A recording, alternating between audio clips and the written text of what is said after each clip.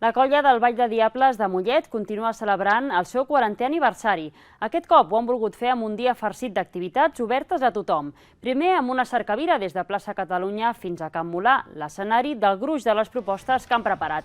Aquí s'ha fet un dinar popular per la colla de Diables, però també per tothom qui volgués. A la tarda han organitzat tallers infantils i la festa l'han tancat amb diferents concerts. Una jornada que ha servit per donar visibilitat a la colla i reivindicar la cultura catalana. Que la gent vegi que estem aquí, que estem actius, que estem totes les setmanes assajant i que, que això és una família i estem oberts a tothom, ens ho passem molt bé i sobretot donar visibilitat a la cultura catalana, que és el que més ens interessa, que no es perdi.